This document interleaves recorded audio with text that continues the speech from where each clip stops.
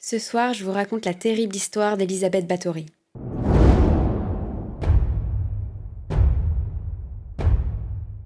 On va parler de bains de sang, de multiples meurtres, tortures, jeunesse éternelle, croyances et mythes autour de ce personnage. Elle naît le 7 août 1560 dans une famille princière hongroise extrêmement puissante. Son oncle deviendra le prince de Pologne. Et elle épousera à 15 ans François Nadasdy, qui lui avait 20 ans, et pour elle abandonnera son nom et lui offrira son château. À l'époque, c'est une ruine, mais elle le remettra en état et l'habitera plus tard. C'est d'ailleurs pas son seul château, elle en a énormément partout en Europe. À l'époque, on écrit sur elle qu'elle est très belle, très pieuse et instruite. Elle parle 5 langues, le hongrois, le roumain, l'allemand, le grec et le latin. Par la suite, elle se rend très régulièrement à Vienne pour voir sa famille et en profite pour apprendre les sciences, l'anatomie et même prendre des cours auprès d'une sage-femme, qui est elle-même chirurgienne. Ce qu'on peut noter aussi sur elle, c'est qu'elle souffre d'épilepsie ou de migraine. J'ai différentes informations selon les sources, mais ce qui est sûr, c'est que c'est dû au mariage entre cousins. En 1578, son mari part à la guerre contre les Turcs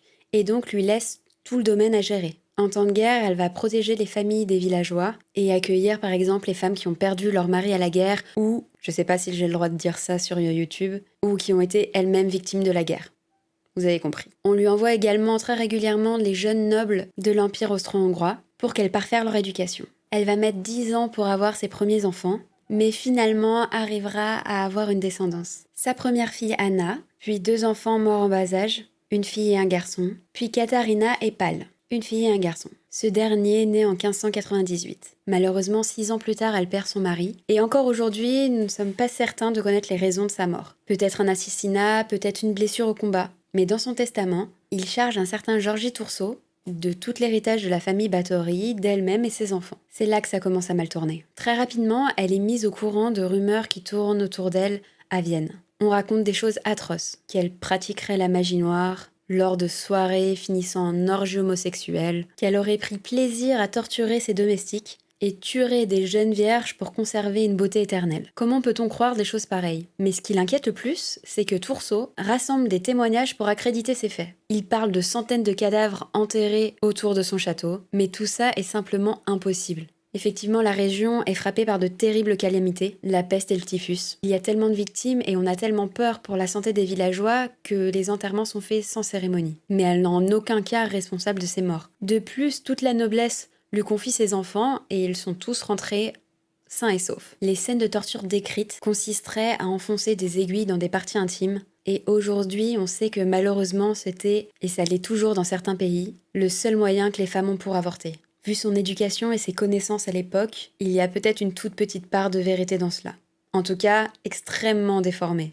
En 1610, l'histoire prend encore un autre tournant. L'empereur Matthias Ier décide de faire un procès. Il proclame avoir plus de 300 témoignages sur les crimes d'Elisabeth Báthory et menace d'arrêter ses domestiques. Malheureusement, elle connaît la raison de cet acharnement. Son cousin, le prince de Transylvanie, a comme ambition de réunifier la Hongrie. Il lui manque juste un petit coup de pouce de sa cousine. Avec les terres et les fortunes de sa cousine, il pourrait remporter la guerre et repousser l'Empire germanique. Pour elle, il est juste impossible que ce procès ait lieu. Tourceau lui propose donc un arrangement. Pour que le procès n'ait pas lieu, il lui propose d'avouer directement, de léguer sa fortune à ses enfants, et en échange, elle ne sera pas exécutée mais assignée à résidence, enfermée dans son propre château. Là, c'en est trop. Folle de rage, elle l'égorge et se baigne dans son sang.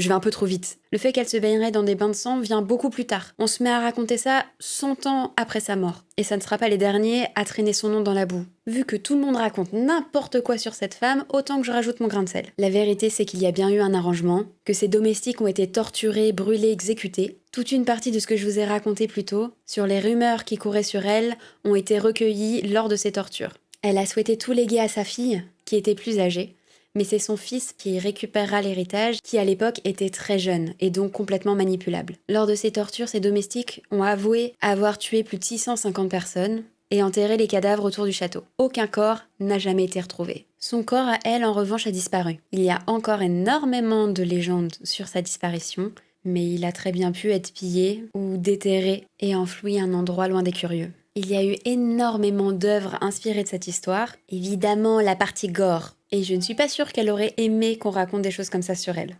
Je vous mets en lien des vidéos super intéressantes sur le sujet. N'hésitez pas à aller les voir. J'ai vraiment adoré travailler dessus. Cette année, ça a été vraiment très difficile le projet Halloween. Je vous raconte ça tout de suite. Déjà, il a fallu que je me remette psychologiquement du projet de l'année d'avant. Et ensuite, mais dès la semaine, en général, dès la semaine suivante sur le projet Halloween, j'ai l'histoire pour l'année suivante. J'avais fait toute une histoire, j'étais trop fière de moi, peut-être qu'un jour vous la verrez d'ailleurs. Mais j'ai eu un contrat au cinéma à partir du mois de mars. Et je suis encore dedans. Je vais pas vous mentir, hein, j'en peux plus. Et j'y serai encore jusqu'en janvier. Donc, tous les costumes, je les ai faits le soir, mes week-ends. J'aurais pu faire simple, mais non.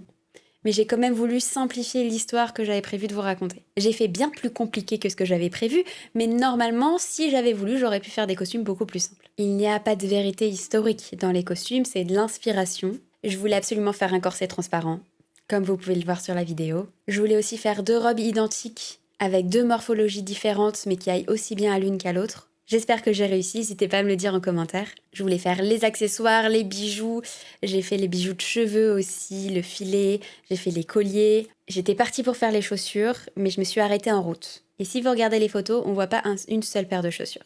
En revanche, j'ai fait un manteau en velours magnifique que j'adore, qu'on ne voit pas du tout sur les photos. C'est pas grave, moi je sais qu'il est là et je l'aime. Cette année, je me suis fait aussi aider d'une équipe géniale. Donc évidemment, Priscilla a aidé aux photographies comme tous les ans sur le shooting, mais en plus une maquilleuse, Ambre, qui est super, et une assistante qui a aussi fait un peu de coiffure, voire carrément la coiffure, parce que moi j'étais au bout de ma vie le jour du shooting. Sandy, que je remercie énormément. Donc elle m'a aidée à faire la coiffure, l'habillage, l'installation de toute la préparation du shooting, et elle vous a fait aussi les vidéos, c'est grâce à elle. Je pense qu'on reprend la même équipe et qu'on recommence l'année prochaine en agrémentant encore de personnes volontaires. Tous les ans, j'apprends et j'espère faire mieux. J'ai déjà une petite idée de ce que je veux faire. Encore plus compliqué que ce que j'ai fait jusque-là. Sans votre soutien, ce projet est juste impossible à refaire tous les ans. Donc vraiment, merci d'être là. Si vous avez des questions, surtout, n'hésitez pas à me les mettre en commentaire. Je pourrais faire une partie 2 sur des détails que je vous aurais pas racontés dans cette vidéo. En attendant, je retourne travailler et très très vite, avant l'année prochaine, arrive un autre projet complètement incroyable. J'ai vraiment hâte de vous en parler. Pareil, je ferai des vidéos... le plus gros projet de ma vie. Tellement contente. À très vite.